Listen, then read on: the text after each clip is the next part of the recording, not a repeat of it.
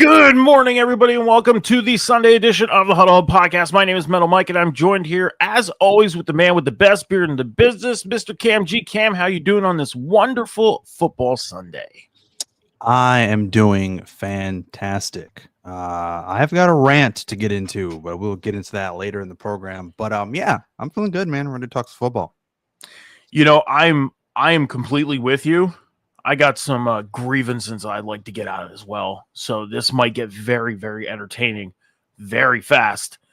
We're going to get into week 7 of the NFL today. We're going to run things down. We're going to talk about all the games happening on the docket today. We're going to go through all the news that has happened throughout the week since Tuesday. And we're going to run down everything that happened in college football yesterday. But before we get into it, I want to remind everybody to please head over to all the Huddle Hub Podcast social medias right now over on X, YouTube, and TikTok at the Huddle Hub Pod, on Twitch at the Huddle Hub Podcast. Make sure you hit that follow button on YouTube, hit that subscribe button. That's how you follow on the YouTube and help us build the Huddle Hub Podcast going through the 2025 season and beyond. Cam, let's get into it. College football week 8. We had some upsets yesterday. 5 upsets yesterday in the top 25, which is unheard of. Yeah. I mean, I said this to somebody that I talk to literally on a weekly basis. Football season is weird this year. And not just in the NFL, but in college football. Hell, even in high school football. I've been following – this is crazy, Cam, is I've been out of school for over 20 years now. And out of nowhere, I made the decision of, like, I want to see how my high school's football team is doing. And they started the year off 3-0. They were doing good. And then somewhere along the line, they fell off. And it was crazy. The school rival started off the same way. Good, going good. Things fell off. It was unheard of. So something is in the air that is making this football season all around go crazy. And we're not going to get into high school football by all means. I'm just saying that is just giving me the proven stamp that football is weird this year. It is. But to get into some of the upsets that has happened yesterday, unranked UAB defeated number 22 Memphis 31-24. Number 17 Vanderbilt defeated number 10 LSU. We're going to get into that in a few moments. 31-24. Unranked Arizona State defeated number 7 Texas Tech 26-22. Number 9 Georgia defeated number 5 Ole Miss. Ole Miss getting their first loss of the season, 43-35. And then we had one more upset. I believe it was Arizona State defeating Texas Tech, number 7 Texas Tech. Yeah, 26-22. So 2 scores. Oh, I said that one already. Okay, so 4 upsets in the top 25. But anyways, Cam, number Miami 1. Miami got knocked off. That's right. That's the one I missed. I knew I missed something. See? I knew I would miss something. Miami did get knocked off yesterday by Louisville 24-21. Cam, first things first, Vanderbilt. Me and John have talked about this Vanderbilt team in length on Tuesday. And let's just put it this way. We put it out on social media, our discussion about Vanderbilt and LSU. And John had made the comment of Vanderbilt came out of nowhere. Now, a lot of the comments like to sit on the fact that they went out and beat Alabama last year. That was one big win last year. This team, right now as it sits, is 7-1 and is possibly going to climb in because of the losses that happened in the top 10 with Miami and Texas Tech, and Ole Miss could possibly move in to the top 10 today. What are your thoughts on Vanderbilt and the possibilities of them moving into the top 10 today? I definitely see it happening for sure. They are a scary team, I would say. Like I said last week, you said struggled with Alabama, but they hung in there for sure. And then coming in and beating LSU. I don't think LSU's as good as of a team as a lot of people are thinking this year. I mean, they're okay. But to lose to Vanderbilt, I think it's just kind of proven that, I think. And like I said, again, I think Vanderbilt, they keep playing the way they're playing. They've got 2 big matches the next couple of weeks. They got Missouri next week. So I think they can easily go in there and beat Missouri as well. So if they do that, they're going to keep climbing, and they definitely are a major threat that I think people should definitely not sleep on going into the playoffs. And there's a possibility, that they can go in and beat Missouri. I mean, Missouri yesterday against Auburn went in and had to beat them in 2 overtimes. It took them 2 overtimes to go in and win their ball game. So there's a chance Vanderbilt can go in and knock this team off. There is. And I said it that, it all depends on how the recruiting classes go. And now you have the transfer portal that brings guys in from other split places. That's the stuff that's starting to help a lot of these teams that you wouldn't expect to be there. So looking at teams like a Memphis, a Cincinnati, Vanderbilt, BYU, expect those teams to stick around. Because if their recruiting classes are good enough and the transfer portal treats them right, you're going to start seeing them in the top 25, and you might start seeing some of these bigger end schools getting knocked off. You might.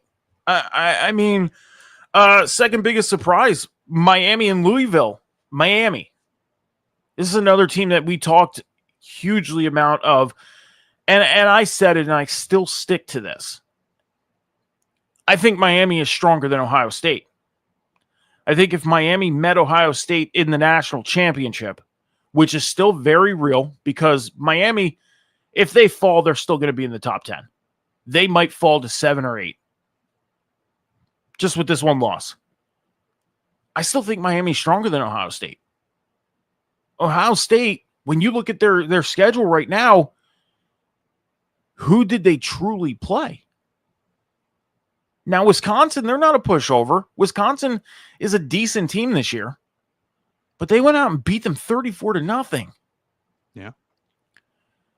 So I still think Miami has the upper hand on Ohio State, even with this loss to Louisville. But I'll say this. Does it surprise me that Louisville came in and knocked off Miami yesterday? It doesn't surprise me because Louisville is a very good football team. But does it surprise you that Louisville came in and knocked them off?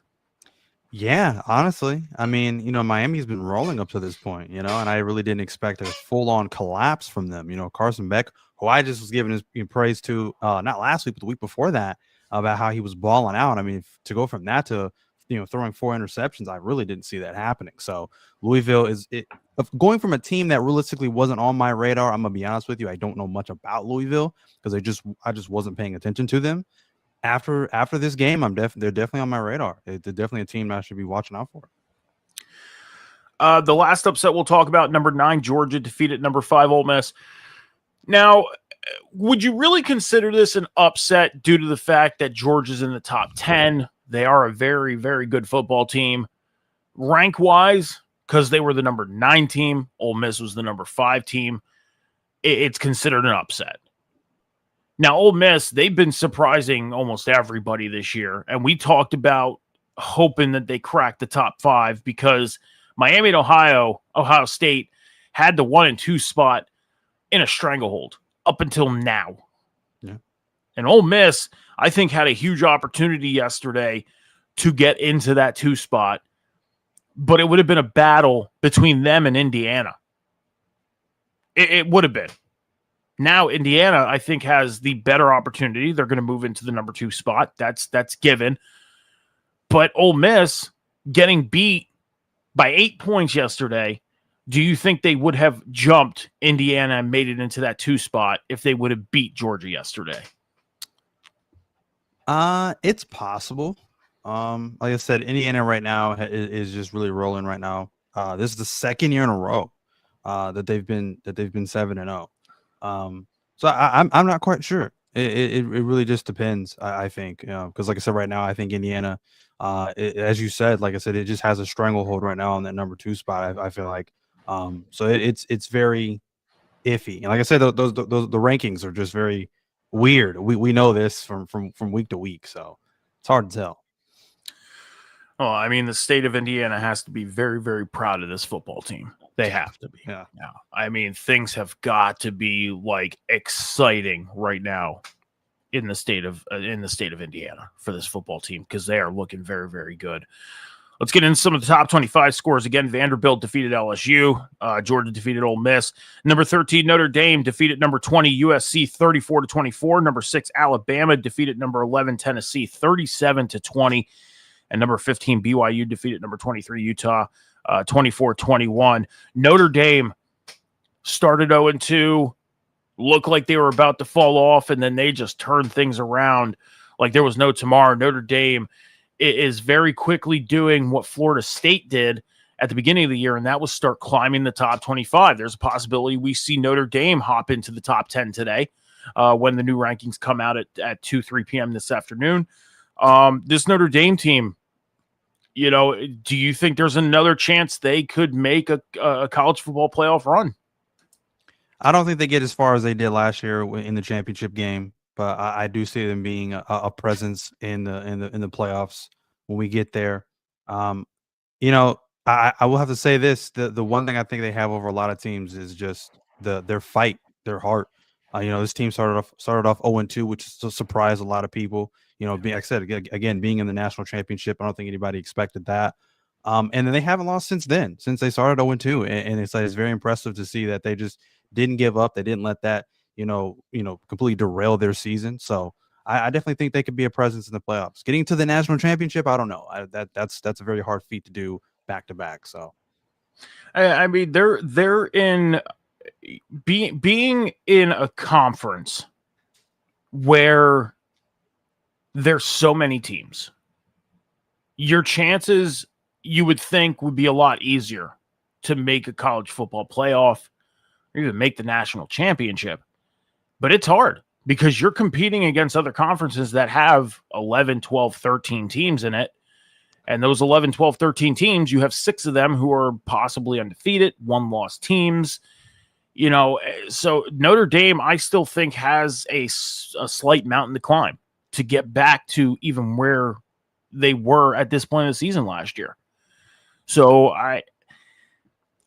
could Notre Dame do it if they continue winning and continue doing what they're doing? Could they possibly do it? Probably. But I think you're right as far as making to the national title.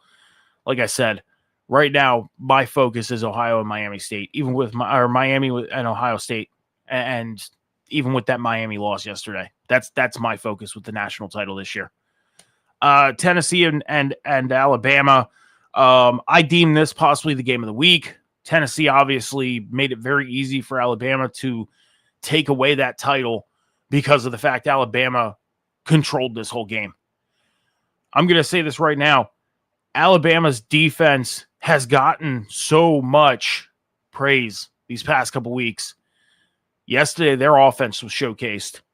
So this Alabama team, my question is, are they all around full, good to go? Or do you think the offense still needs some work? I would say I think their offense is actually really good right now. And like I said, they're definitely going to be tested. I would say they're going to be tested, down the stretch for sure. Again, another team that wants to make a playoff run. It's just going to get harder for them. So they're definitely going to be battle tested. So that's what I'm looking for next, to see if they're really legit against some tougher defenses, down the stretch. Well, we'll definitely have to see what happens with the top 25 today as we get the update. Like I said, it happens around. So they've been doing this weird the past couple weeks. They've been updating it around noontime, 1 o'clock, and then an hour or two later, they do the readjustment, and we get the actual top 25 around 3 p.m. So, like I said, 2 weeks ago, I did my show prep around 1 o'clock for Tuesday. I started doing my show prep, started doing the top 25, and I had to go and redo everything because they went and changed it up again. So I'm going to be waiting until 3 p.m. to start my prep for Tuesday. That's that. So last thing I want to talk about, Cam, Penn State, as we know, fired Coach James Franklin on last Sunday. It was about an hour after we got off the air here, so we couldn't really break the news. And that would have been some exciting breaking news. I mean, it would have been exciting to have that as breaking news for the show purpose. But I'm going to say this. I think Penn State made a mistake. I think they should have thought more rationally on firing Coach Franklin, because yesterday, And I thought about whether I wanted to show the video or not. And I said to myself, you know what? I'm just going to say this in my own words on what was said yesterday on College Football Game Day. He had mentioned what happened and how everything occurred. And he had said that they were a Sunday practice football team. They went in on Sunday, they watched film, they had meetings, they talked about the game that just happened. They would go through that process. And at about 12:30, the athletic director went in and said to him that they were going to be making some changes, that he was done. Waited around until 12:45 until the football players came in, and Franklin had his meeting with his team because he didn't want the team to find out on social media. He wanted to talk to them himself. This man went on and took this team and this school out of obscurity after everything that happened back in 2012, 2013. The Bill O'Brien era that lasted 2 years. I mean, this school was dug down deep. And he comes in 8 out of 11 winning seasons, 6-5 in bowl games, 8-6 overall in his career. That's an above 500 record in bowl games. Was in the top 5 twice. Made it to the college football playoff semifinals in the new system. And recruited some of the greatest players in football today. Saquon Barkley, Jahan Dotson, Super Bowl champions. And because he won on a 3-game losing streak, ends up getting the axe. Okay. Now, some people agree with what I say, that this was wrong, that they should have waited possibly till the end of the year. I think they made a full-on mistake all around.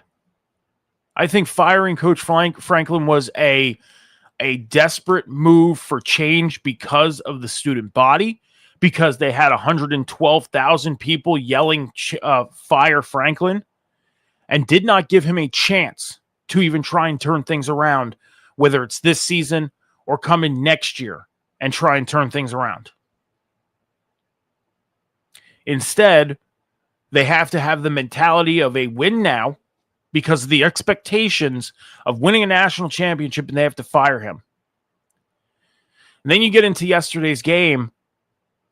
The interim head coach comes in. Everybody's excited, all this stuff. But you lost your 4th game in a row to Iowa. 4 games in a row. Penn State, number 1. I hope they find a head coach that is going to turn this program around, that can do just as good or better than Coach Franklin. Because if not, this school, this football program is going to fall hard. Cam, 12 high school players that were recruited to Penn State known to date has backed out of their commitment.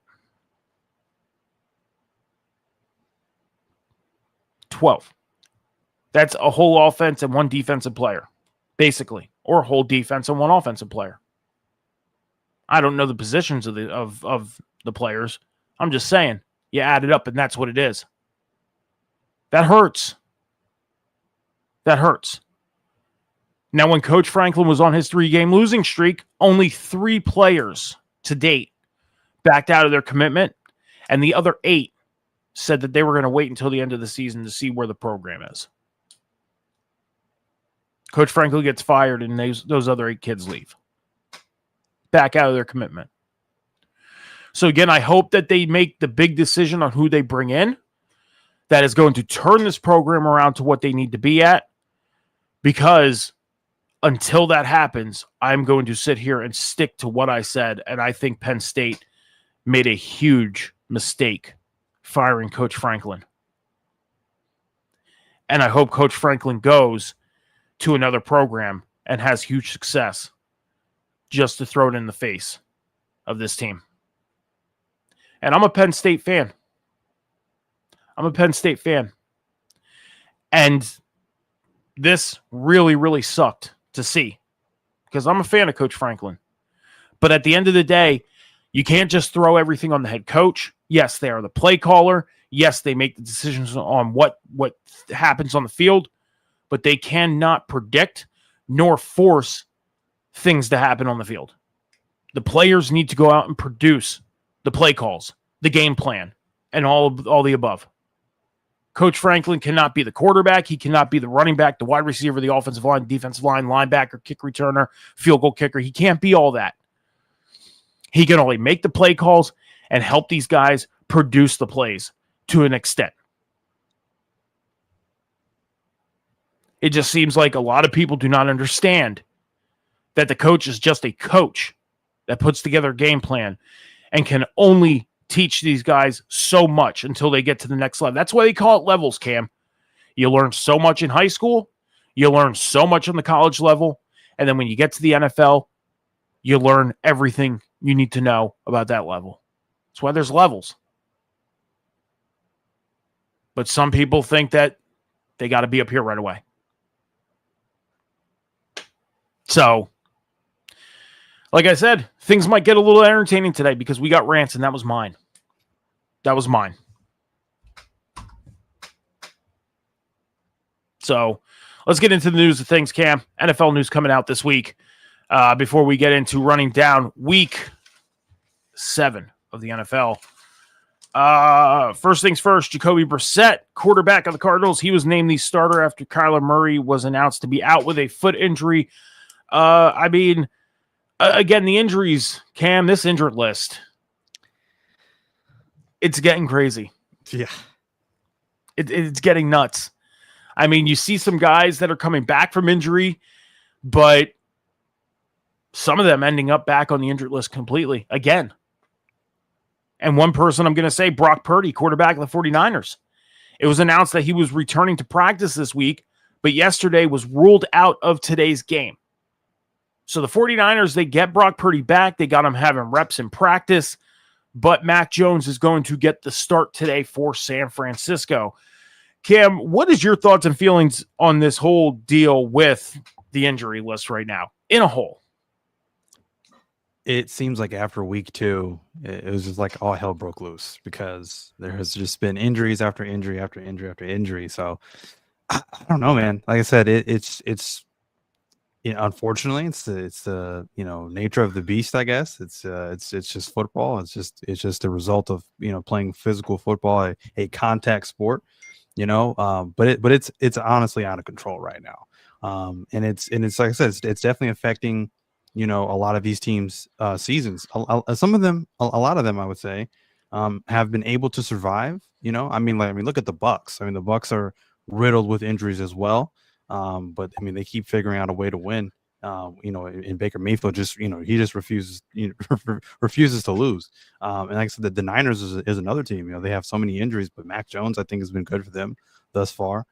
Jacoby Brissett he did his thing. For the most part, they almost won that game against the Colts or whatever. So some of these teams are finding ways to at least stay alive. But this injury list is absolutely insane right now. Yeah, I mean, looking at this list and looking at the big-time players, this could be part of the reason why football is so weird because you see a lot of these, big-named players that can go out and produce being on the injury list. And now the backups got to come in. I mean, next man up. Next man up. And some of these backups, man, they're better than people thought. Much better than people thought. And that's not only going to help them raise their stock when it comes contract time. If they continue playing the way they're playing. Me and John had a conversation about Brock Purdy the other day. And he, we know that he's a 49ers fan. He said they really hope that they don't rush him back like they did a couple weeks ago. And yeah, he's back to practice. He's just getting some reps. I think they're going to take their time with Brock Purdy. The 49ers are winning games right now. Yeah, they suffered a loss last week. But I think they're going to take their time with Brock. They're winning games. And if they continue winning, they're not going to have to rush him back. We may not see Brock Purdy for another 2 weeks. I think it's just all about getting his reps in and getting him to practice. And if this formula works for San Francisco to the point where they can get all their guys back, let's say in 2 weeks, be ready to see the 49ers possibly start taking off, because they're looking good now with backups in. And I'm not just talking Brock Purdy. I'm talking about the tight end position. George Kittle's coming back today. That was announced. He's been out for the past couple weeks. Tonga's been taking over the tight end position. Or Tonjas. That's his name. Sorry. But even at the wide receiver position, I mean, Juwan Jennings has been in and out. Ricky Pearsall has been in and out. They don't have Brandon Ayuk. So this team is winning ball games, and its backups doing it. Yeah. So I think right now, when you think about it, the 49ers may be one of the, or if not the most dangerous team in the NFC. Backups coming out and winning games. Brock Bowers, tight end of the Raiders, and Jacoby Myers of the Raiders, wide receiver. They didn't practice this week. There's a possibility that they may be as well. Brock Bowers would be missing his 4th game in a row. 4 games. Brock Bowers had a hell of a year last year as a rookie, and now this year has hardly seen the field for the Raiders. Do you think this is part of the effect of the Raiders not being able to win? I mean, there's a lot of things that just aren't clicking for the Raiders right now. It's hard to pinpoint just one. I know for a fact there's probably a lot of finger pointing going on behind the scenes as to why they are not winning games and why they just don't seem to be clicking. I don't know. It's really strange because, like I said, they have so much talent there. New head coach and everything like that. So I don't know. Right now, it's just a mess right now with the Raiders. It's realistically all over the place. Yeah, I mean, I had a lot of high hopes for the Raiders this year. I thought they were going to actually have a run for the AFC West this year. I thought the AFC West was wide open, but right now, it's not the Chiefs that are controlling it. It's not even the Chargers, who fell off the past couple weeks, not controlling it. I mean, it's a wide open AFC West right now. And the Raiders, I think, have put themselves in the position of out of that running. I think they have. Puka Nacua, wide receiver of the Rams, he did not practice this week because of his ankle injury. There's possibility that he may miss a couple weeks. That's a huge hit on that Rams wide receiver room, because Devontae Adams, who was supposed to come in and be the number 2, take the pressure off Puka Nacua, has quickly become the number 1, but the statistics aren't showing it. Matthew Stafford is rarely thrown to him. So that right there is a huge hit for the Rams. And, the Rams, though, they're still winning ball games. How they're doing it, it's unknown. But, yeah. Let's go into let's talk about your Steelers for a few moments here. We're going to talk about the Steelers a lot more because we do have the Thursday game that we'll talk about for a little bit as we run down week 7. But the Steelers and Browns, they expressed their concern about the playing field conditions last Sunday. Those conditions were horrible. That field was a mess last weekend. But this isn't the only game that has had this effect. We've seen it out in New York for the Giants. We've seen it for the Jets because they play in the same stadium. We've seen a couple stadiums have this problem. So when it comes down to it, and the question lies, Cam, is the field really a factor? You have to say yes. But would you agree with that? Would you agree that the field is a huge factor in games when it's in conditions like this? I mean, you don't think about it until you see it. And then you're just like, okay, that's actually a really bad you just playing situation. I mean, I basically almost watched Boswell completely roll his ankle trying to kick a field goal the last game they had. So yeah, it's definitely a problem, and it shouldn't get to that level. You don't want players hurt. You don't need to risk the safety, especially if you're at home. Like, you would think you have the better playing conditions if you can control it at home. So that's even more ridiculous, I think. So yeah, that's something that I think they definitely need to get a handle on is playing conditions. I mean, that I don't even know why that's even a factor. All the money that this organization has, as if the NFL and all this, and you have poor playing conditions with fields. It's not snowing, it's not raining. Like, get that stuff under control now, because you're not going to be able to control it when you're playing in snow and rain and things like that. Things like that you can't control. But if it's sunny skies or whatever, and you're still playing, and these the field looks like a pothole ridden infested parking lot. Yeah, that's ridiculous. One team that I'll say has probably the best looking field right now and not taking advantage of the fact that their field conditions is probably the best in the NFL is the Miami Dolphins. The Miami Dolphins, they kind of started a trend of they would grow their field in a separate area in Miami, and then they would change the field every so often, right? And it kind of started a trend in the NFL for other teams to go and do that. And Miami, like I said, probably has the best field conditions now, but still not going out and winning games as they sit at 1-5 this point of the season. So a couple other people on the injured list. CeeDee Lamb, wide receiver of the Cowboys, he's expected to make his return today. So that's a pretty good thing for the Cowboys as they go in to take on the Commanders today, NFC's rivals. Huge comeback for the Cowboys. I mean, the Cowboys, they've been up and down since CeeDee Lamb has been out. They've been winning some games, losing some games. Is this a good return for Dallas with them being in the position they're in right now? I don't really know, honestly. I mean, I think Pickens is almost kind of taking that role for CeeDee. I think so far, I think he's outperformed CeeDee Lamb. And that's saying a lot because Pickens he's only been there for a cup of coffee already. Yeah. And he's going out there and he's making amazing plays right now. So he's definitely become their deep threat downfield, something that I think they wanted CeeDee Lamb to be. But again, these drop passes and things like that are critical because, like I said, these quarterbacks they have to, Dak Prescott in this case has to be able to rely on those certain players. And I don't know how reliable CeeDee Lamb realistically is. It's great that they have him back for depth reasons, but I don't know if he's trustworthy in those critical plays that they need him to make a play. And sometimes he just doesn't. Yeah, it's going to be all about whether he's 100% or not. I mean, there was talks about him being out for 8-9 weeks at one point, and now he's coming back 4 weeks after the injury. There could be a possibility that it's just a depth thing to take pressure off Pickett and the other guys. So we'll have to see. We'll have to see if CeeDee Lamb is a factor. Other guys that are on the injured list for today, David Njoku, tight end of the Browns, he's out with a knee injury. Garrett Wilson, wide receiver of the Jets, he's doubtful for today. I did read that he was possibly not going to play today. So yeah, I think he's out. I think they updated that. Yeah, so I mean that's a huge hit on the Jets offense as they sit right now. Calvin Ridley, wide receiver of the Titans, he's out with a hamstring injury. Josh Downs, wide receiver, and Charvarius Ward, defensive back for the Colts, they were both ruled out.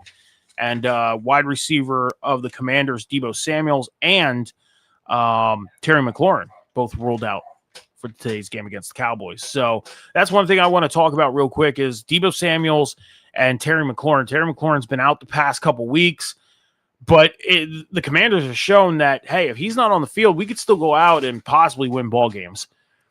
I mean, is it a big hit that Deebo and Terry McLaurin are both out?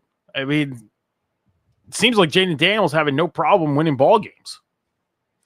I think it's a bigger hit if Jaden's not out there because then it just becomes up in the air whether or not they're going to be able to still win without Jaden Daniels.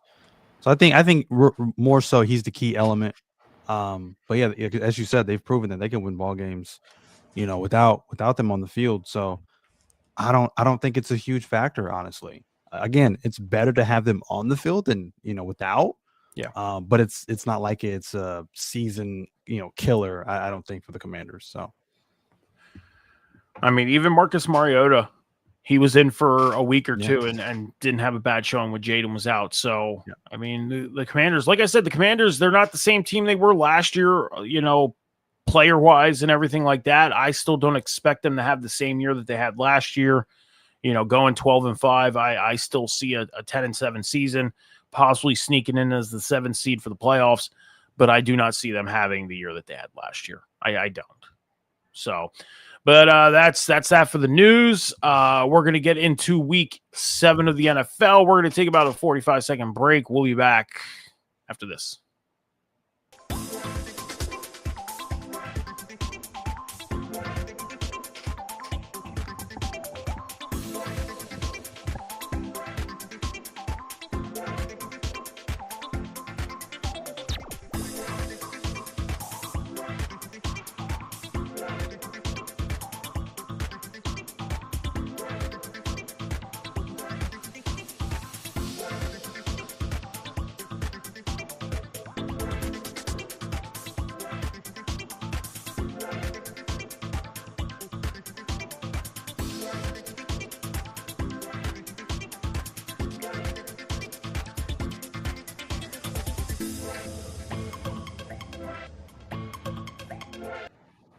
So please make sure you're heading over to all the Huddle Hub Podcast social medias after the show and hitting that follow button and helping us build the Huddle Hub Podcast going through the year of 2025 and beyond over on X, TikTok, and YouTube at the Huddle Pod. You got to hit the subscribe button to follow on the YouTube and hit that follow button over on the Twitch channel at the Huddle Hub Podcast.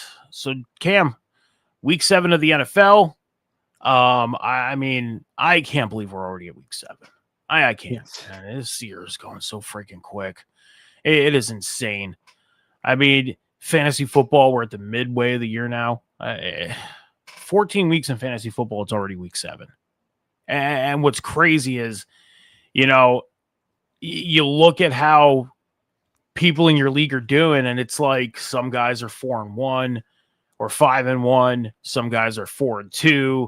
Some people are 3-3, 2-4, and then you have 1 or 2 people who are 1-5. It's like, even if you're 1-5 right now with the way things are going, you're never out of it, which is crazy with the way things are going right now. Yeah. You know, but week 7 of the NFL, Cam, we kick things off on Thursday Night Football. Steelers and Bengals. Joe Flacco coming in for his second game of the week, game of the year with the Bengals after being traded from Cleveland. Come out and win the ball game 33-31.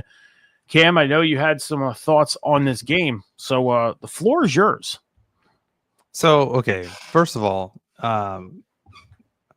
credits go to, as much as it pains me to say, to Joe Flacco. I mean, I think he's better than, you know, what I thought he was going to be out in Cincinnati. Is he a permanent fix? I think, you know, for Cincinnati, no. So I'm curious to see how far that realistically goes before that implodes, because I'm expecting it to. Now on to the Steelers. There's, as you had said, you had told me this off air, that there are, you know, some fans amongst Steelers fans that say, you know, our season's over, things like that. I'm not necessarily going to go that far, but I don't blame them for saying that. And the reason being is because this is typically what this organization does. They'll start off good, and then halfway through the season, they just have this collapse. They did it last year, and they never recovered. They had this embarrassing outing in the playoffs, which has made me very critical of. I mean, I was already critical of them before, but has made me very critical of them this year, because they held out during the draft for Aaron Rodgers, and I just feel like, I still feel like this. They put all their eggs in one basket with Aaron Rodgers. Has he done a lot better than I thought he was going to do so far? Yes. Has he been great? He's been okay. He's been doable, I guess you could say. He's been okay. He's been passable. He gets a passable grade thus far in the season. But a part of me, and this sounds crazy coming from a Steelers fan,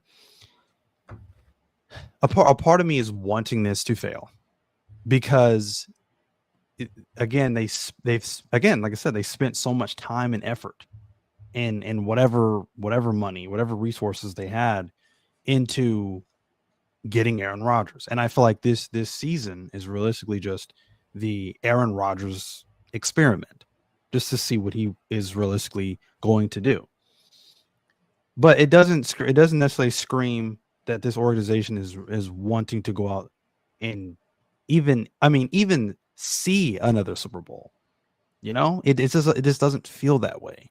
So I don't really know what they're trying to accomplish. I don't know what their headspace, where their headspace realistically is right now.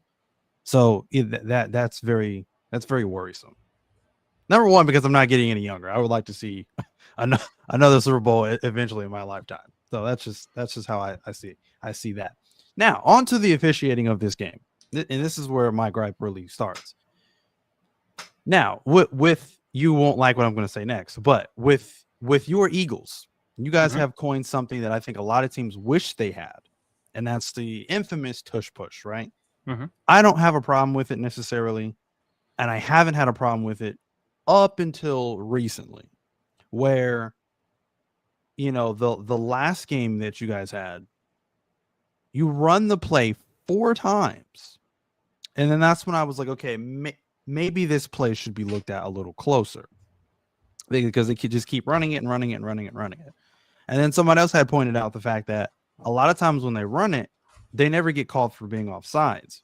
And then I seen that too, and I was like, okay, again, maybe this play should be looked at again. We've run a version of that maybe twice. I think we did it against the Browns, and then we did it against the Bengals. So we run it against the Bengals, and then we get called for offsides. So I was like, okay, this is one of my issues with the NFL, and it's more specifically officiating. Be consistent. If you're going to call, a penalty on a certain player, certain team, whatever, doesn't matter. Do that across the board. I get it. You're not going to see everything. I understand that. But they then need to sit down, like NFL committee, everything. And they need to sit down to where they're always reconfiguring the playbook. I think every season they need to reconfigure how they do replays, how coaches can further challenge things and stuff like that, because that's ridiculous. Again, like I said, all this advancement in how much money they're making and this technology that they're using and blah blah blah blah blah, but the rule book is still just a mess, I think, to me. And the officiating seems like it just gets worse and worse every year. You had Travis. This is another play too. You had Travis Kelce in the game they played against the Lions. Since this has been such a big thing with the rule book this year. Yeah. He caught this pass, and clear as day, it hit the ground, and they didn't call anything. I noticed too when the announcers had said, "Oh yeah, that's a catch," but then on the slow motion replay that they showed, when that ball clearly hit the ground, they went quiet. They didn't say a word. Yeah. And then there was nothing, and then they just continued on, and the Chiefs went and got a touchdown. So I'm like, what in the world? What are we doing? Like, if any other team, they just said, "Oh, that was an incomplete pass. Oh, he hit the ground." Same thing in this game. Like, I'm pretty sure I forget who it was. I think it was Jamar Chase caught this pass. That ball hit the ground. I don't care what anybody says. That ball hit the ground, and they didn't call it. They clearly did not call it. And then, like, I think a play or two later, they got a touchdown. So it's stuff like that just really, really irritates me. They again, like this, they add such an emphasis on safety, and add such an an importance on the rules and things like that. But it's not consistent. That's what makes watching football for me, I think, very difficult, because they just have these either just missed calls entirely, or they just have these very iffy or very questionable calls, like such as like roughing the passer. What is roughing the passer anymore? I've seen guys get like brushed on the helmet, and it's like, oh no, that's 15 yards. That's roughing the passer. And I'm like, how? Like, I don't understand that. The quarterback position is a very protected position in football. And that was something that was very heavily talked about by the CBA about 5-6 years ago, was something, because we had this surgence of quarterbacks going down. I did a statistic the other week comparing starting quarterbacks from each year, and about 4 years ago, it was the highest rated. There was like 74 different starting quarterbacks in one season. And they're trying to avoid something like that. I mean, quarterbacks are getting paid a massive amount of money by an organization. You expect them to be on the field, and they're suffering injuries because of late hits or getting hit a certain way. So they're trying to protect the quarterback position very heavily, because that's the bread and butter of the team. It's the guy that gets paid the most. Fair enough, I guess. I do have a response. I didn't know if you wanted to continue or not. I do have some responses of what you were saying before we move on. No, I just had my closing statement. So yeah, like I said, with the officiating and things like that, to me is just a joke, I think. And then, like I said, when it comes to Steelers, like I said, I went through my phases of grief. Yeah. Okay, Yeah. over the last like 2 days after that game, it sucks. It is definitely a heartbreaker because I don't feel like we should have lost that game. Plain and simple. Yeah.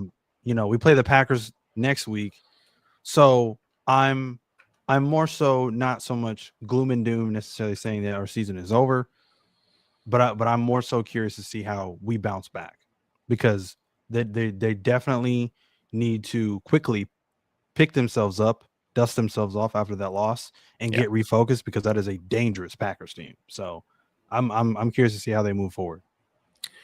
Before I respond real quick, we got a good one today. I like that one. I like that one a lot. It went on. Like I said, it goes in the book. It's going into the book. It's getting added in, and it was added in. I pulled the book out and I wrote it down while you were talking about the Steelers. I do want to respond to a couple things. Number one, to the tush push. Here's the thing: is you're not wrong. I mean, there's times where Eagles offensive linemen, there's a false start. I've admitted to that weeks ago when it all came out, when everybody was talking about it. That's the thing is you're going to have your fans of the Eagles who are going to sit there and completely 110% defend it. Why? Because the Eagles are their team. Eagles are my team, but I'm also a realist. I will agree when I see the true fact. And yes, there are times where the offensive linemen, mainly the right tackle, who will false start. That position is mainly the focus position, and it is all about timing on that play. Sometimes it does look like the offensive lineman does false start, but in real time, it doesn't look that way because of the timing of the play. Like I said, when there was a huge focus on this play a couple weeks ago, I even came out and said it, that they are going to have a huge magnifying glass on this play. It is going to be deeply looked at every time it gets ran, and it is going to get banned next year. It is. And if it gets banned, will I agree to it? As an Eagles fan, no. But as a football fan, probably. Probably.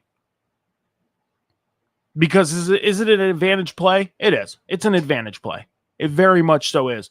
And I've agreed to that as well. It is an advantage play. Me and John have talked about this in length.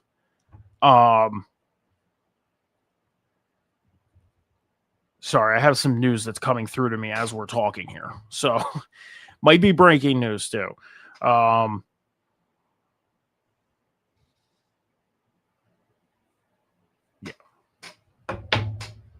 We're not going to worry about it. We're good. It's stuff we're going to talk about on Tuesday. There's some news that came out in college football that we're gonna cover on Tuesday. But anyways, it's a play that is going to. It's a play that's going to be hugely magnified through the rest of the year. Is it going to get banned next year? Yes. Do I agree with it as an Eagles fan? No. But do I agree with it as a football fan? Maybe, because you want to try and make things as even and fair for every team in the league. I mean, but the officiating at the same time doesn't help. You're right. I mean, guys are going out. Things are happening that are not getting called. You know, whether a guy doesn't catch a ball and it gets called as a catch. When that occurs, I mean, in real time, it may look like a catch, but when it gets slowed down, it doesn't look like a catch. That's all on the coach on throwing that challenge flag. And if the referee does not see it in real time, then they're going to rely on the coach throwing their challenge flag in order to relook at the play. So it's that's why it's pretty much called a 50-50 ball, you know, whether it's thrown up in the air or if it's a catch that's not made or anything like that. As far as the Steelers alone, yeah, I said it, 4-2. I wouldn't be too worried right now. I wouldn't. You're 4-2. The Ravens aren't doing nothing. The Browns aren't doing nothing. And the Bengals got a fluke win on Thursday night. They got the better of the Steelers in the last second of the game. That's it. I wouldn't worry too much. The Packers, are they a good team? They are, but they've fallen off the past couple weeks. A tie, a loss. going into their bye. I mean, the Packers, they looked like the strongest team starting the season, but that shifted very, very fast. As far as Aaron Rodgers, I mean, you do comparison to his career in New York, which was realistically 1 year because he was injured for the first year. Yeah. 3,897 yards passing, 28 touchdowns, 11 interceptions with a 90.5 pass rating. Aaron Rodgers right now sits on 1,270 passing yards, 14 touchdowns, 5 interceptions. He has a 105 pass rating. Okay. 10 games left in the season for the Steelers. And Aaron Rodgers, if he were to throw 262.7 yards per game the rest of the season or more, he's going to either tie or surpass his yards next year or from last year. And his pass rating, I mean, it's phenomenal. To have the Steelers possibly thrown all their eggs in one basket with Aaron Rodgers this year, they may have. But you have a rookie quarterback on the bench right now who is learning from Aaron and who may either next year, depending on what Aaron decides to do, or the following year, come in and take over this football team, and he's going to be ready. The Steelers are doing things right with signing Rodgers and letting this rookie sit for a year or two and pay attention to what's going on. Ease in to the NFL, which a lot of teams, we know it, Cam, do not do nowadays. It's you draft a player. Look at the Titans. Cam Ward, they're 1-5 right now. Head coach just got fired. They have an interim starting today.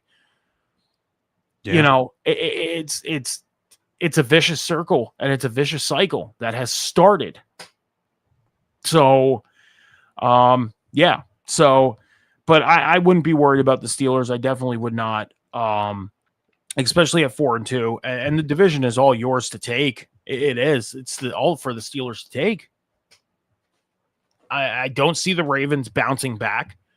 I don't see the Bengals getting any better than they already are, and I don't see the Browns doing much of anything. They're going to probably have the first overall pick this year or in 2026. So, we'll So the breaking news, because this is going to kind of bug me to the fact that we're not covering it real quick, and we're going to get more into this on the Tuesday show. Running back Curry College. There's a college called Curry College. Running back Monty Quinn. He rushed for an NCAA record 522 yards. Nice. Yeah, that's the news. John made it aware to me. We're going to talk more about it on the Tuesday show when we get into all the college football news coming out of the weekend. So we will cover that on the Tuesday show. Let's run down week 7 of the NFL, Cam. Let's get into it. 9:30 game happening right now. I don't even have the score up for this game right now, which I should. It is 21-0 Rams. Thank you. Yeah, Rams are playing the Jaguars right now. As Cam just said, 21-0 Rams. I had no doubt that the Rams are going to win this game. I didn't. The Jaguars right now, they went out and had a big win over the Chiefs on Monday Night Football.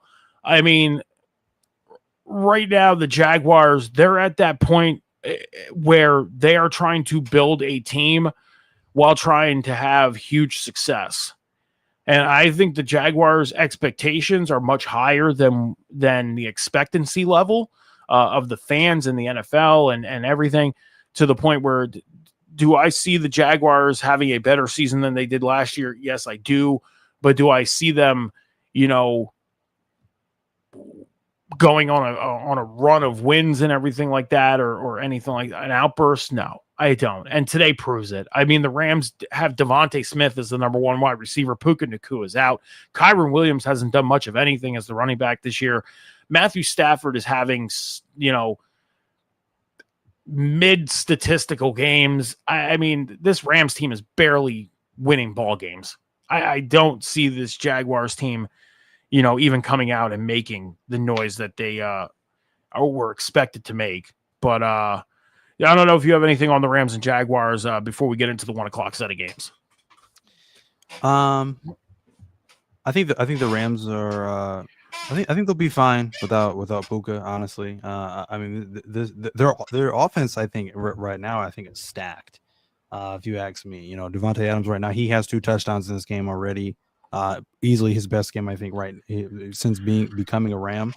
Matthew Stafford, again, not putting up the best statistical numbers necessarily, I think he's performing really well. I think he's playing some of his better football for sure. So this Rams team is fairly good, I think, for the most part. So I think they'll be fine. Honestly, like I said, they definitely have a lot of offensive weapons, and I think that's what's so hard to realistically stop. That it's hard to stop them just because they have so many weapons right now. So, but yeah, I think they'll definitely have a run here. But other than that, I don't expect too much from the Rams. The Jaguars, like I said, they realistically haven't done anything since beating the Chiefs. Which everybody kind of shocked everybody essentially. Yeah, struggling in this game right now. I think they might begin to struggle. I think the wheels are starting to come off for the Jags. So I don't know. We'll see. All right, let's get into the 1 o'clock set of games. We have the Philadelphia Eagles heading out to Minnesota to take on the Vikings. Carson Wentz getting the start for the Vikings. Now, Carson Wentz was drafted by the Eagles first overall back in 2016. He has made his way around the league, played for the Colts. He played for the Rams. He's been around, and now he's in Minnesota as J.J. McCarthy's backup. But right now he's starting. We got the Eagles and Vikings out in Minnesota. What do you got on this one? Yeah, Carson Wentz, like I said, playing his old team. And the Eagles, because he played for the Eagles too. Yeah. No, I honestly expect I'm expecting the Eagles to bounce back. They definitely have struggled in their last 2 games. But I expect them to bounce back. The Vikings are a pretty decent team as it stands right now. But it's going to be all reliant on the Eagles defense to be able to stop them. I'm expecting the Eagles to run the ball a little more effectively with Saquon Barkley, who hasn't really done a lot this season. He's been very, very quiet. So yeah, they definitely got to do a better job at running the ball for sure in this game. I mean, all the talk that's been coming out from Philadelphia as of late. And here's the thing, Cam, is I got into a discussion with a complete stranger the other day. Ready for this one? Now, here's the thing, Cam, is normally I keep to myself. Normally when I go out, I really don't conversate with people like in public because I don't know them. But the person that I talk to on a weekly basis about football with, we were having a discussion and somebody decided to cut into our discussion and start talking about the Eagles. And he was like, oh, they got to trade A.J. Brown or get rid of him, yada, yada, yada. And I said, why? Why? Because he's opening his mouth and being vocal. Every running back, every wide receiver, every tight end, every quarterback, even the offensive linemen, hell, even the special team guys want the ball. A.J. Brown's just being vocal about it right now. So you're going to call him a cancer in the locker room because he's being vocal about not getting the ball as much? How about this? When you get targeted, catch the ball. Make a catch. Because when he gets targeted, if the ball's right there, there's times where he drops the ball. We are so quick to, as fans, making that decision of if a guy is speaking their mind or opening up about something, so quick on, oh, release or trade. But then when they go somewhere else and have success, you're going, man, I wish we kept him. Stop being so quick on jumping and saying to release or trade a guy just because he's being vocal. He's airing his grievances. Yeah, he's being public about it. Who cares? It's not like he's bad-mouthing the team. He's just saying he wants the ball more. That's it. He's a wide receiver. That's what he's supposed to be doing. Catching the ball. This is just like C.J. Gardner-Johnson, one of the best defensive backs in the league last year. Leaves Philadelphia after a Super Bowl loss to Kansas City, goes out to Detroit. Man, I wish we had him back after the fact that apparently there was some tension in the locker room. Then last year, tension in the locker room. We should get rid of him. He's a cancer in the locker room, yada, yada. But yet you went out, won a Super Bowl with the guy. One of the best defensive backs in the league. And now fans are like, man, we should go sign him. We need the help. Cam, I very much try and watch my mouth, especially on this show, but make up your fucking minds. Make up your fucking minds on what you want done. Yeah. If not, don't be so quick. Because what happens if A.J. Brown gets traded somewhere and he balls out? Man, I wish we didn't trade him. Well, fucking 3 weeks ago. Man, he's a cancer in the locker room. Let's trade him. Let's release him. Ridiculous. Ridiculous. Yeah. Today is a very entertaining. I said it, Cam. I think today is going to be one of those shows. And we haven't had one yet in the history of the Huddle podcast. We have not had a show like this yet. Haven't. And are we going to probably have more? Yeah, we will. We will. It's going to happen. But New England, the Patriots head out to Tennessee to take on the 1-5 Titans. The Titans end up firing their head coach this past week. Interim head coach coming in, taking over. What do you got on the Patriots and Titans? I think it's just going to get worse for the Titans before it gets better. The Patriots are definitely surprising me right now. So who knows? Maybe they will go on a run. I didn't see much out of the Patriots earlier on in the season, but they are definitely, like I said, impressing me. They're shocking me for sure. Beating the Bills, being the upset last week. So definitely didn't see that happening. So this looks like easy pickings for the Patriots. Like I said, there's nothing going for the Titans right now. They're all over the place. I mean, the Patriots, they went out, a week or two ago, went out and beat the Bills. I mean, that was almost like a wake-up call for New England. Like, hey, we can go out and win. We can go out and beat teams that we know are better than us. And if we do and play the formula that we did against them, we can go out and win more ball games. This Tennessee team, I said it. Yeah, they went out and got Cam Ward. That's great. Good for them. They went out and filled a position of need because their actual starting quarterback in Will Levis was going to be out for the season. But you didn't do anything else to help yourself. I didn't see any progression from this team whatsoever during the offseason. And I kept saying it that I don't think we're going to have any progression from this team during the season. And they now sit 1-5. Do I see the Titans bouncing back? No, not at all. It wouldn't surprise me if this team loses out. It is a mess in Tennessee right now. A huge mess. I mean, even if they did bounce back, it'd be week 10, them sitting at 5-5. So, I mean, they're going to have to win their next 4. Yeah, and I don't see that happening. And the Patriots right now, man, Drake May is having a season. Yeah, he's going off. He is. The Carolina Panthers head out to New York today to take on the New York Jets. And I said it to you, Cam, this Jets offense is a mess. This Jets team is a mess. What are you looking for in the Panthers and Jets today? Saying that their offense is a mess is putting it lightly. Trying to be nice. It's a disaster, honestly. So Garrett Wilson is out. That's just another hit to this team. Even if he was healthy, I don't think it would matter. I've watched a lot of football, Mike. Probably, you've definitely watched more than I have, but I definitely have watched a lot of football. Never once have I ever seen an offense produce negative passing yards, such as the Jets have. Okay, that's how bad this Jets team is right now. Okay, negative passing yards against the Broncos last week. In an odd score, I don't even know what that was game. Yeah, it's pretty bad. But that's good for the Panthers. Like I said, this looks like it could be easy pickings for the Panthers. I still can't figure them out. I don't know whether they're a good team. I don't know whether they're a bad team, because one week they can blow a team out 30-0 and then get beat 42-10 or whatever it was the week after that. So I don't know. I can't figure them out. It's good for Bryce Young, because I'm still rooting for the guy. I think he's great. I think he's starting to hit his strides. He's definitely grown, and we see the growth with him as a quarterback. So yeah, they just have to put the pieces together here, go out there and just stomp the Jets out, just make a statement in this game. So that's what I'm looking for out of this game.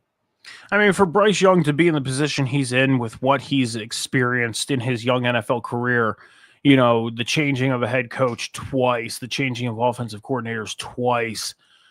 It's been a roller coaster of a ride, in his third season, going into his third year. The kid has shown vast improvement after getting benched in week 6 last year, week 7, whenever he got benched. And it came out and just statistically went off. I mean, did they win ball games as much as they probably should have? No. But he's showing vast improvement. And if they get the right team around him, which it kind of looks like they do right now, but it visually doesn't. On paper, it looks like they have the right team around him. But when you watch them play, it doesn't look like that. It's all about, going out and practicing and getting things together so you can visually show that you have your stuff together as a football team. The defense, on the other hand, I mean, the Panthers' defense is good.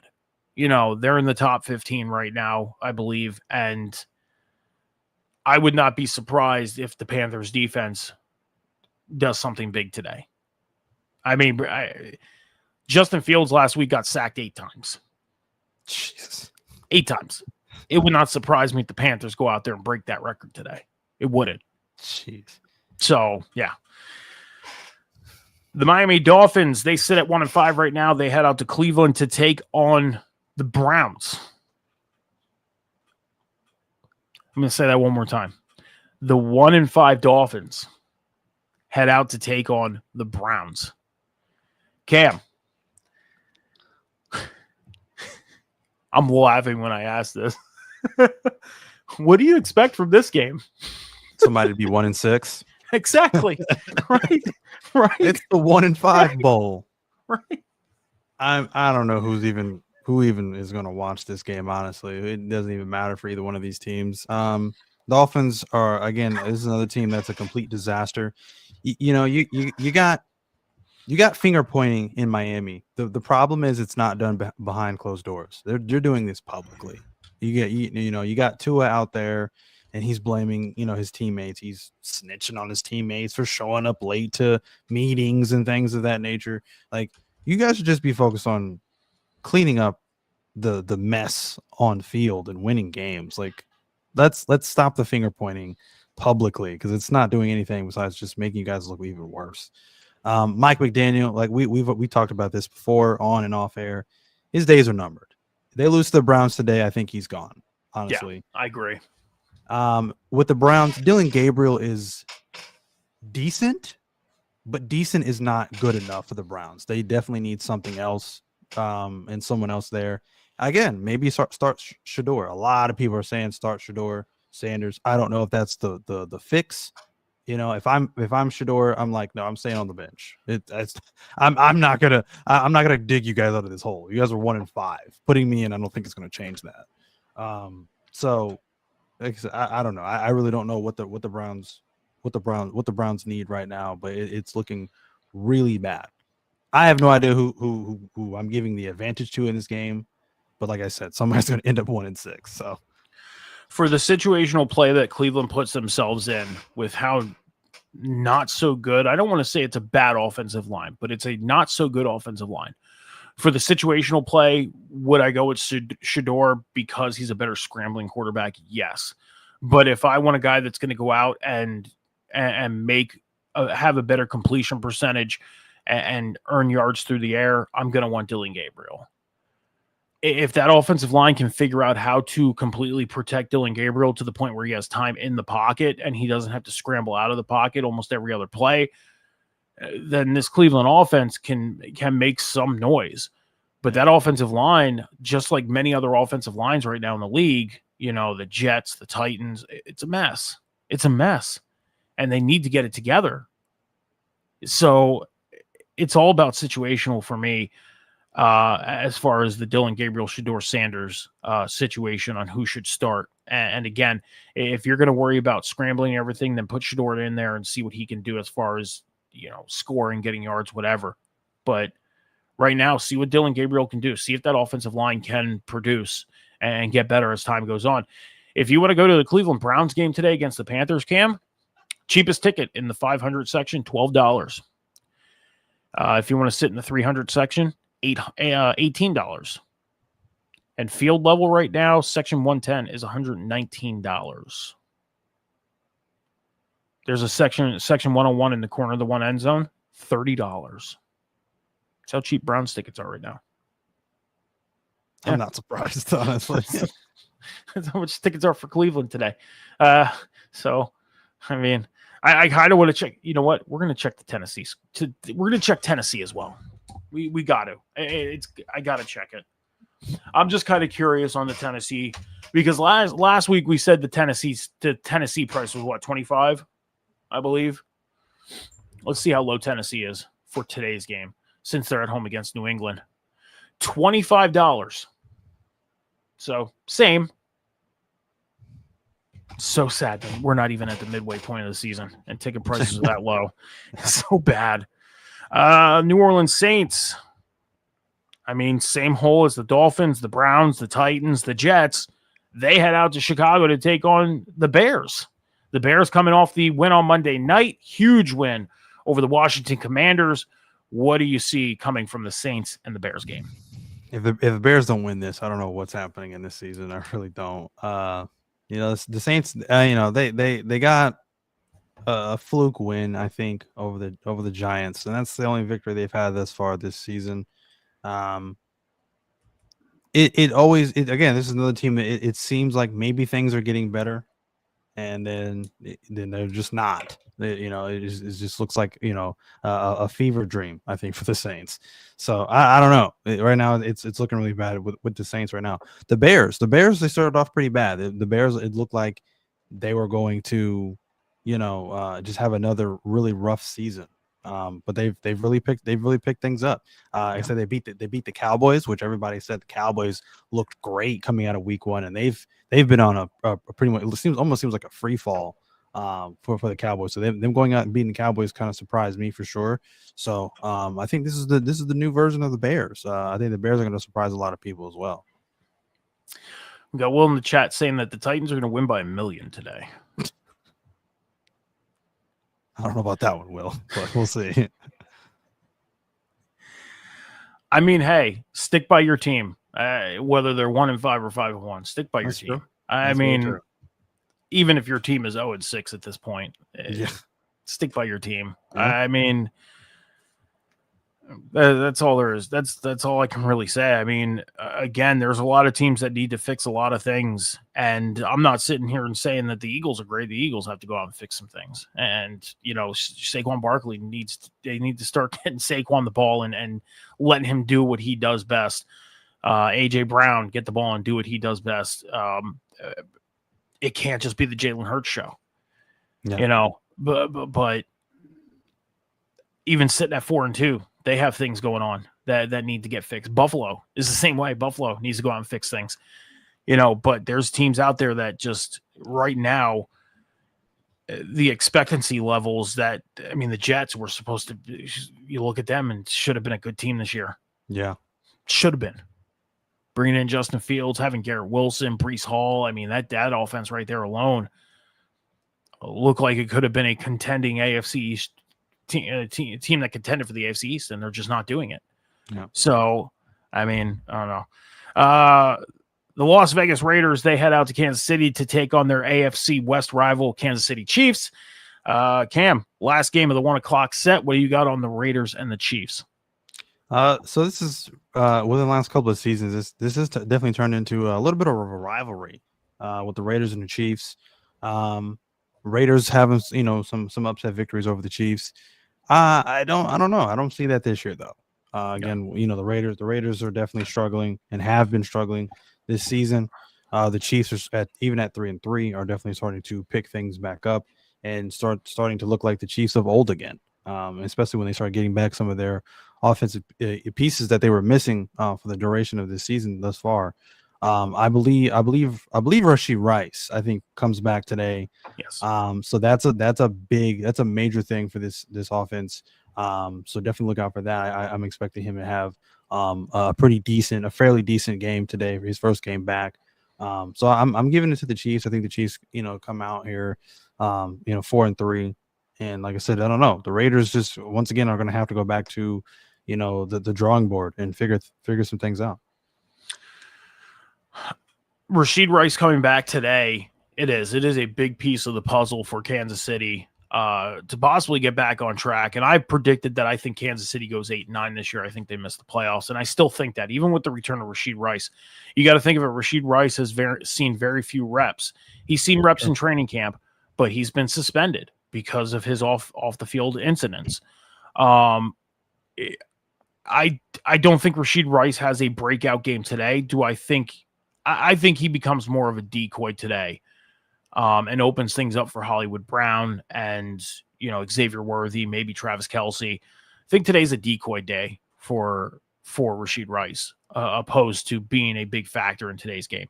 Do I see him being a big factor moving forward through the season? Yeah, I do. He's the number one. He is. Xavier Worthy was playing as the number one. Hollywood Brown was the number two the past couple weeks. Rashid Rice is the number one. But today, his number is going to be, decoy number 2 or 3, opposed to being the number one wide receiver. That's just my thoughts. I could be wrong. And he can end up coming out and having a, phenomenal performance, 15 catches, 270-something yards. Who knows? I mean, the Raiders defense, you'd think with Max Crosby and the linebacking core, I mean, even their defensive back core is a defense that should be in the top 10, but they're not. Yeah. They're not. So, again, look good on paper, but it's all about what you put on the field, and the Raiders just aren't doing that. So, I could be wrong, and we could see a Rashid Rice breakout day for all we know. But I would not discount Hollywood Brown and Xavier Worthy, the two guys who have been, flip-flopping, receiver number one the past couple weeks. So, let's hit into the 4:00 set of games to kick things off. The Indianapolis Colts head out to Los Angeles to take on the slow down falling Chargers. I mean, the Chargers the past couple weeks, start the season almost like the Packers. Started off hot, doing good. Amari Hampton goes down. They lose basically almost their running back room in a hole. They have to rely on Hassan Haskins and practice squad running backs to be in the backfield. What are you looking for in the Colts and Chargers game today? Again, we'll see if the Colts, continue their run, their reign of terror right now over the AFC South. Like I said, I didn't expect them to be as good as they are. Daniel Jones still having pretty much a career year, I would say, out here in Indianapolis. So I'm expecting more of the same. The Chargers right now are like reeling. I don't know what happened to them. They're just like it's like they're falling down a ski slope. I don't know what happened to them. So, but the Colts, like I said again, I expect the Colts to continue their run. Yeah, I mean, Daniel Jones out in Indianapolis, man, like I say this all the time, that some players just go to systems that they do not fit in. And I said it the whole time, most of the whole time that he was in New York. His first year, he had a good year. He was doing great things. And you just seen the slow downfall of Daniel Jones out in New York. And I say it all the time that some players just do not fit in certain systems. He did not fit in the Brian Daboll system out in New York. Didn't. And now he's out in Indianapolis, and he's possibly an MVP candidate, along with Baker Mayfield, the two guys that are in the top of that MVP candidacy right now. Yeah. So, continue doing what you're doing, Daniel Jones, because you're looking good. And hell, you may be raising that MVP trophy at the end of the year. Who knows? Speaking of the Giants, the New York Football Giants head out to Denver to take on the Broncos today. The Broncos, they've been up and down all year. A lot of people expected this team to come in and be in the running with Kansas City for the AFC West. Right now, they are in the running for the AFC West. They are toe-to-toe right now with Kansas City. But New York, on the other hand, Scatabo, Dart, I mean, going out and beating the world champs last week, getting their win against the Saints. I mean, the Giants right now, they're on an uphill. Maybe. What do you think about the Giants and Broncos today? Well, first of all, I think it's a special thing. First of all, like I said, I have a soft spot for the Giants. Growing up, I was a little bit of a Giants fan for sure. So it's great to see that it seems like the overall culture, I think, for just the Giants organization is just shifting into a new, much better era. I would hope so. I would think so. They have an opportunity. The season is still young enough to where they can turn it around. They started off rough. They made a change, at quarterback, which I'm sure a lot of Giants fans are agreeing that was the right decision to make. And like I said, Jackson Dart, Cam Scatterbo. I mean, they just seem like they fit. They fit this era. They are the two to, again, like I said, lead this new era for the Giants. So it's special. It's definitely special to see, because they've been bad for so long. So if they're starting to resemble a championship team or even a playoff team, that's something special to see for sure. They got their hands full, I think, with the Broncos. I mean, the Broncos are a pretty good team, I think, so far. That defense is at times relentless. So I think they have their hands full for sure. Bo Nix, I think, has been pretty great this season. They struggled with the Jets, which was odd. Just a couple of connections that they just, a couple of overthrows, a couple of drops that they have, and it was weird to see because it just didn't look like I was watching the Broncos play, because that's just not something you have seen a whole lot of out of them, this season. So this realistically could go either way. I think if they can't stop the run, the Broncos defense, Scatterbo might have another crazy day. So who knows? We'll have to see. Here's my response to the Giants. They are looking good right now. Okay. Cam Scatterbo, Jackson Dart, they are looking very, very good right now. They are a 1-2. The question is could they continue doing this? That's the big question. You went out, you took on a Philadelphia defense who, number one, missing Jalen Carter, Quinyon Mitchell, and Cooper DeJean both dealing with injuries. Reed Blankenship dealing with injury. They took advantage of what they can do, and they looked great doing it. And by all means, not taking any credit away from this Giants team. They've looked good the past couple weeks. They have. The big question is can they continue doing it? That's the big question. And only they can answer that. Now, would it be cool to see them do it? It would be. It would be cool to see them do this and continue having this success. And am I sitting here saying, maybe they make the playoffs, maybe they make a run for the NFC East? I don't think they go that far. But they got to continue. I think they continue going down this path of showing improvement and showing that they can have success in the future. Again, I still don't feel like, after 2 games, I don't feel like the Giants are a playoff team. I don't feel like they're going to go out and win the NFC East. It's 2 games. It's going to be all about them continuing the success they're having. That's going to be on them. And they're going to be facing a lot of tough teams down the road. They got the Eagles again in a week or 2. Is the Eagles defense going to look different than it did last week? Who knows? So it's going to be all on the Giants whether they continue the success or not. By all means, again, Giants look really good right now. Can they continue it? That's going to be the big question. That's that. And you can't just rely on 2 guys to carry the team every week. True. You can't rely on that. You got to rely on all 11 guys to do their job. And that's going to be the big thing too, is can the other guys continue doing their job to help have the success? So you look good now. You got to look good. Continue looking good. That's all I got to say. By all means, is it hard for me to say this personally? Yes. But being the realist that I am, the Giants look good right now. They gotta continue it. And that's that. So we'll find out whether they can or not. We got the Green Bay Packers heading out to Arizona to take on the Cardinals. Jacoby Brissett is going to be starting for the Cardinals today as Kyler Murray is out. What do you see happening between the Packers and the Cardinals? I think the Cardinals will be okay. At quarterback with Jacoby Brissett. Like I said, he played a pretty decent game, against the Colts. He gave the Colts, a game, because I would say on paper, a lot of people probably thought, without Kyler Murray, there was just no shot.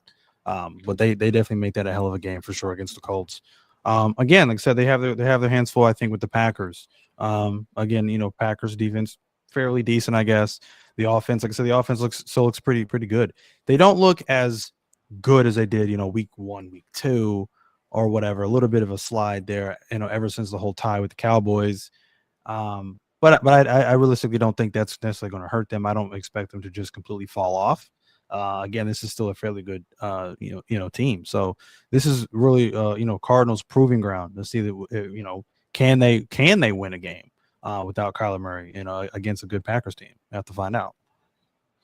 I mean, this Cardinals team, they started off hot as well. I mean, they looked good at the beginning of the year, and going on the 3-game losing streak that they're on, it's like, what happened? Yeah. What happened along the way these past couple weeks? You thought maybe the Cardinals might have an opportunity to do something in the NFC West, and now it's like, damn, it's like you hit a brick wall. Yeah. What happened? Packers, on the other hand, they're in the same position. You come out looking like the best team in football the first 2 weeks. You go out, you lose to Cleveland by a field goal, and then you tie with the Cowboys on Sunday Night Football. What happened in Green Bay? I think this Packers-Cardinals game is going to be a really good game to watch today. I think it is. I think this is going to be a very competitive game because even up to this point, Jordan Love and the Green Bay Packers have still, in the past 2 seasons and now, have not figured out who their WR1 is. Yeah. It's like Jordan Love decides he's going to favor one wide receiver each game. And has that formula worked for them? To an extent. But how long can that last? Who knows? But I think this is going to be a good game to watch, even with Brissett being the starter today and Kyler Murray being out. Last game of the 4 o'clock set, the Washington Commanders, they head out to Dallas to take on the Cowboys in an NFC's rival game. What do you got on the Commanders and Cowboys? This is a difficult one. Again, like I said, you have one team that's kind of like a middle ground right now, kind of up and down, and then like I said, you have the Cowboys. As I said before, it seemed like they just kind of fell off after week 1, week 2. So I'm probably giving the edge a little more to the Commanders. Like I said, we talked about it before earlier. With them having a couple of injuries, the big one they got back though was Jaden Daniels. So I'm expecting him to bounce back. Especially after last week. So yeah, I'm giving it to the Commanders, the Cowboys right now. I think their biggest thing is defense. Their offense is okay. Their offense definitely keeps them in games for sure. It's just their defense. Their defense just doesn't do a whole lot to really win games right now. So gotta look out for the Commanders and see what they can do in this game. I mean, what Jaden Daniels and the Commanders are doing without Deebo Samuels, without Terry McLaurin, I mean, they're going out winning games. Yes, they just lost on Monday Night Football to the Bears, but they've gone out and proved they can win games without Terry McLaurin, without Deebo Samuels having big games. They've proven they could do it. Do I think they can go out and beat the Cowboys today? Yeah, I do. I think they can go out and beat the Cowboys. This Cowboys defense, like you said, they've been up and down. They have been. I mean, this Cowboys defense doesn't look any different than they did with Micah Parsons. They don't. No. They don't look any different. No. So they're probably worse, honestly. I mean, because I think with him they were probably a little bit more consistent. I don't think I can agree with that.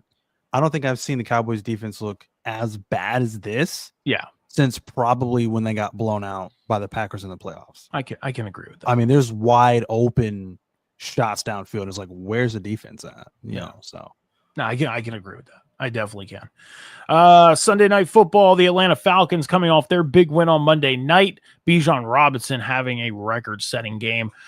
Going out to San Francisco to take on the 49ers. What do you got on the Falcons and 49ers on Sunday Night Football? Again, Falcons definitely impressed me after last week. So like I said, this Falcons team as a whole, should I say, is definitely starting to come together quite nicely. Michael Penix Jr. looking pretty good as well. They got some weapons. They got Bijan Robinson, Drake London. So they're definitely starting to put it together for sure.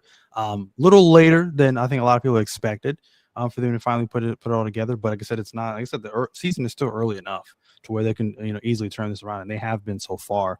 Like I said, with the 49ers, they are having just a rough go just on the injury list for sure. But they've been going out and winning football games with their backups, as you said earlier.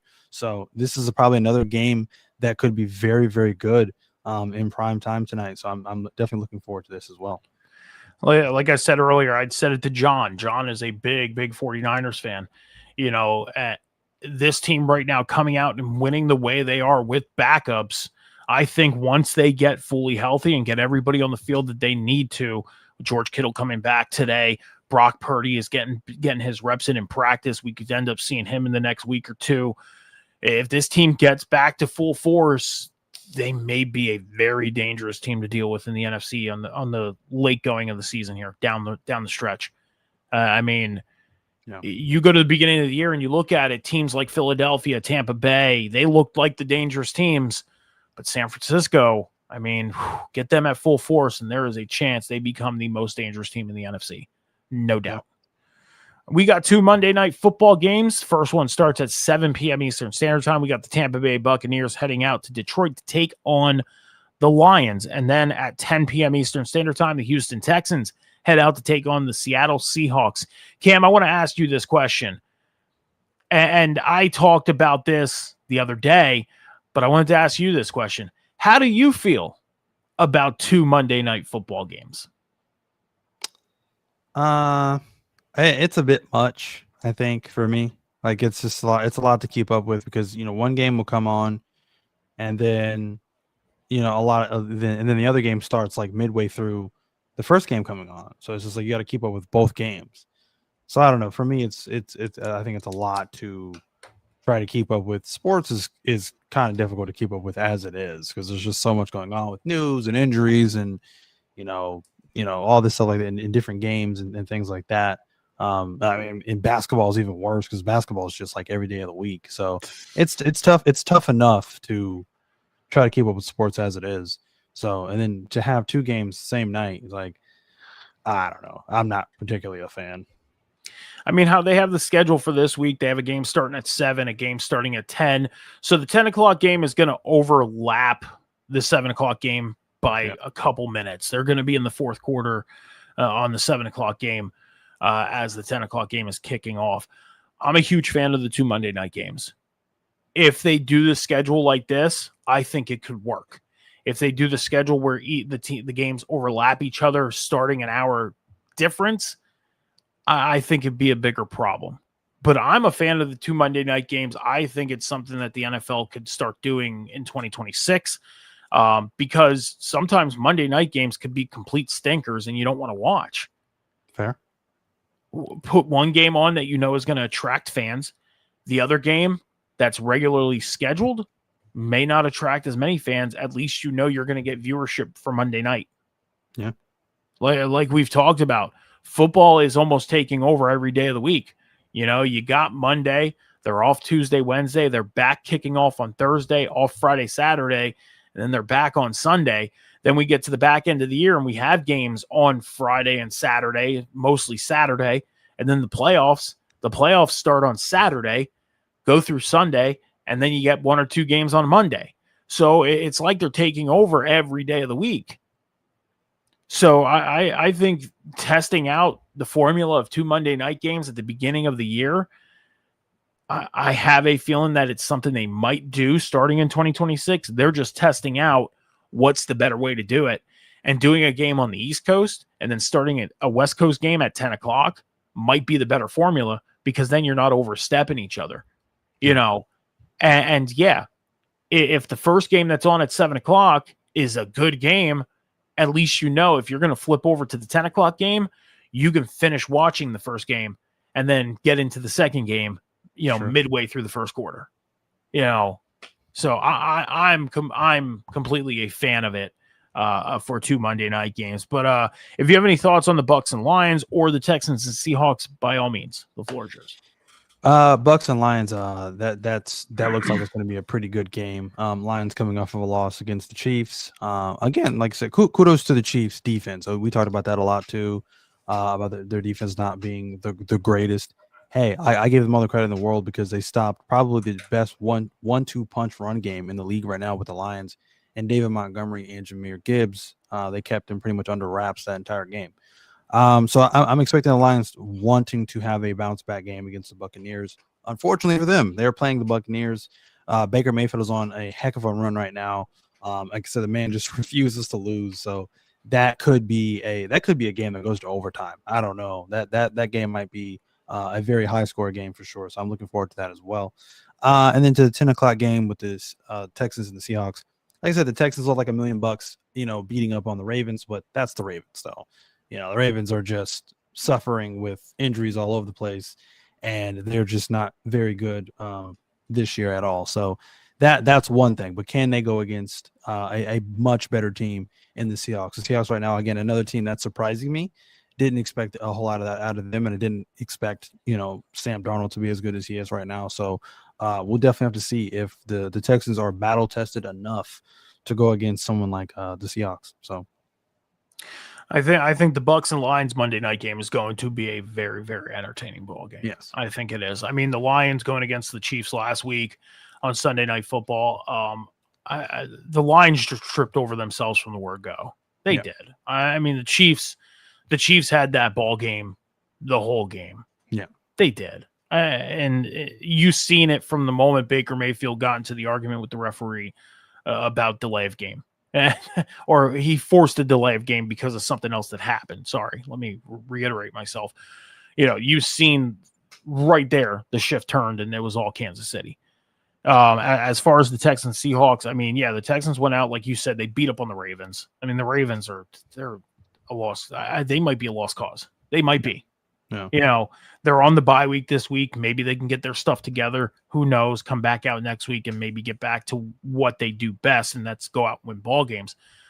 But right now, I don't see it the way they're playing. I don't see it. And going against that Texans offensive line, they should have dominated, and they didn't. They got beat up. Yeah.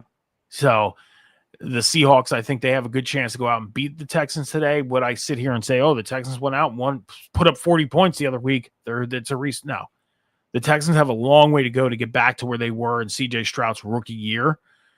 And it would not surprise me if the Seahawks go out and win this ball game on Monday night. Wouldn't at all. So that's all we got. Ran down the week 7 schedule for you guys. We got kickoff in about 20 minutes. So Cam, with that being said, before we get out of here, switch things over. I always have a problem with switching things over like back into the show. I don't know why. Please make sure you head over to all the social medias for the Huddle Hub podcast over on X, TikTok, and YouTube at the Huddle Hub Pod. Make sure you hit that subscribe button over on the YouTube. That's how you follow, and hitting that follow button over on the Twitch channel at the Huddle Hub Podcast and help us build the Huddle Hub Podcast going through the 2025 season and beyond. Cam, your socials are going to be on the bottom. What do you got going on? What do you want to let people know? Well, like I said, obviously keep up with me on my socials, specifically my TikTok. Of course, Cam's Wrestling Corner. I post almost daily, it seems like, wrestling news and my wrestling opinion and things of that nature. So definitely follow me on there to keep up with my daily or semi-daily content there. In terms of the networks, of course, right here on the Huddle Hub every single Sunday morning at 11 a.m. with me and Metalcore Mike, talking about some college football and, of course, the NFL. And then, of course, on River City Radio every single Monday night after on the table spot after Monday Night Raw, talking about some Monday Night Raw. Then, of course, every single Wednesday night with me, Metalcore Mike, and the addition of Phil Kahn for another edition of AEW Dynamite, or talking about AEW Dynamite, another edition of The Boom. This will be the fallout for AEW Wrestle Dream. So we're going to do our brief review and results of Wrestle Dream, and then, of course, talking about some Dynamite after that. So keep up with us there as well. Love and appreciate all you guys come by and checking out the stream tonight or today. All righty. Well, make sure you're heading over and checking out everything that Cam is doing over on social media and making sure you're hitting that follow button. And puts out some great content. You won't be disappointed, I promise. Especially Cam's Wrestling Corner. I'm not just saying that because this man's digitally sitting next to me. Some great wrestling content from Cam. So do not hesitate. Go follow. MetalMike714 is where you can find me. Instagram, X, TikTok, Snapchat, MetalMike714. I don't do a lot of personal content creating. It's mainly on the shows here.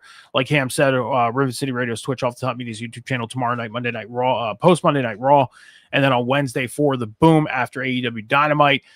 Me and John will be back here on Tuesday night, 7 p.m. Eastern Standard Time, as we give you guys a recap of Week 7 in the NFL. We get you ready for Week 9 of college football. With that being said, have a great day, everybody. Enjoy the games.